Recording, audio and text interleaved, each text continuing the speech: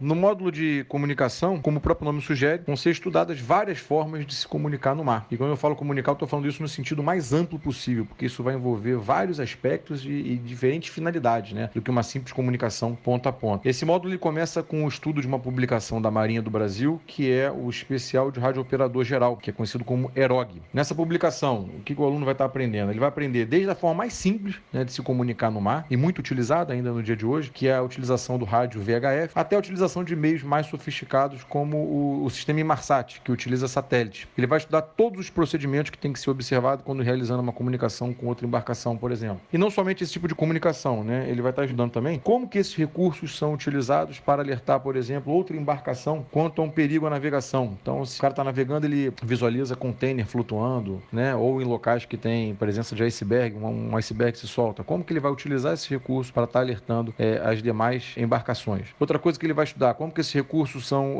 utilizados em operações de busca e salvamento. Então, né, para exemplificar, uma embarcação está em alto mar e por algum motivo ela começa a naufragar. Ela tem que utilizar todos os recursos a bordo de forma correta para garantir que o pedido de socorro chegue, né, às autoridades responsáveis. Em qualquer lugar do mundo tem uma autoridade que é responsável pela parte de salvamento naquela fatia do mar. E não somente as autoridades, como as embarcações, nas proximidades. Então, o cara tem que fazer uns procedimentos corretos nos diferentes meios que ele tem, se ele vai fazer isso por radiotelefonia, se ele vai fazer isso utilizando, né, os meios que se comunicam por satélite, enfim, tem procedimentos que ele tem que fazer certinho para garantir que isso chegue na outra ponta, né? E tudo isso consta no EROG. Depois, a gente tem o estudo da lista de auxílio rádio, que reúne as informações de maior relevância sobre os auxílios radioelétricos que existem na costa do Brasil e também informações sobre os serviços rádio. Então, para exemplificar aí, o que seria um serviço rádio, né? A Marinha do Brasil, ela diariamente, em horários distintos, ela divulga informações pertinentes, por exemplo, às condições meteorológicas. Ela informa se, num dado trecho da costa, se aquele trecho vai estar sujeito a ressaca. Isso em forma de previsão meteorológica, né? Se em alto mar as condições vão estar severas. E isso é feito através de diferentes meios, desde a utilização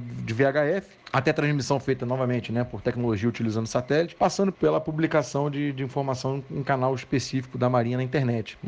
Essa publicação ela também vai abordar procedimento para como pedir socorro no mar e traz informações sobre sistemas de navegação eletrônica, né, o GPS. Então, dá para dizer que, em certo nível, o EROG e a lista de auxílio rádio elas se complementam.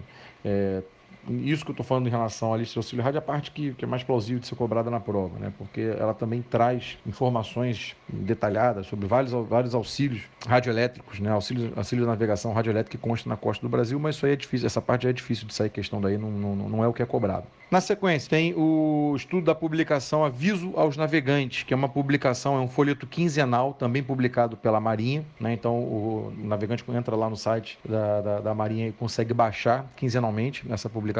E o objetivo principal dela é fornecer ao navegante correção que são necessárias nas cartas náuticas e demais publicações, além de trazer uma série também de outras informações importantes para o navegante. Então, por exemplo, pega uma carta que cobre um trecho da Baía de Guanabara. Se a Marinha identifica que uma informação tem que ser corrigida, né, seja uma atualização ou uma simples correção, se aquela carta foi lançada com a posição errada de um auxílio à navegação, por exemplo, é através dessa publicação que essa correção é feita. É através dessa publicação que o navegante toma ciência que ele tem que fazer uma correção na carta náutica. Assim como, por exemplo, a gente mencionou a lista de auxílio rádio. Se tem que ser feita alguma atualização nessa publicação, também é divulgado nessa publicação quinzenal, que é o folheto Aviso aos Navegantes. E para fechar o módulo, cara, a gente tem um estudo de duas publicações, que é o CIS, que é o Código Internacional de Sinais, e o SMCP, que é o Standard Marine Communication Phrases. No CIS, basicamente o aluno vai aprender a se comunicar por sinais. Por exemplo, para cada letra do alfabeto, a gente tem uma bandeira associada a essa letra. E cada uma dessa bandeira tem um significado quando utilizada de forma separada. Por exemplo, né, para a galera que está embarcando nesse sonho de se tornar prático, primeiro que o cara decore é a bandeira hotel, né, a letra H, que é formada pelas cores branco e encarnado e significa que aquela embarcação tem um prático a bordo. Então, tem diversas formas,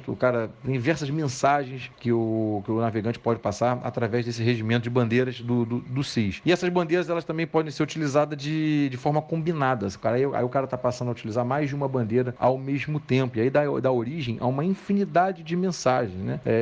Hoje em dia, os métodos de comunicação estão bem avançados. Isso não é muito utilizado, mas antigamente era possível, era utilizado isso para uma embarcação se comunicar com a outra, né? Então, tudo isso aí é estudado no CIS. E o SMCP, ele é uma forma de padronizar em inglês a linguagem que é utilizada a bordo. Para ilustrar a importância do SMCP, vou mencionar aqui uma situação que ocorre diariamente no universo aqui da praticagem no Brasil. Brasil. Você imagina um prático brasileiro que está indo a bordo de um navio que é comandado por um filipino, né? Chegou a bordo, prático e comandante vão ter que se comunicar em inglês, que não é a língua nativa de nenhuma das partes. Então é aí que entra o SMCP, através da utilização de uma fraseologia padrão, né, de procedimentos específicos no emprego dessa fraseologia, vai ser possível que a comunicação ocorra e o risco, né, de um mal entendido, por conta de ambas as partes estarem utilizando línguas que não são suas línguas nativas, ele é minimizado com a utilização do SMCP.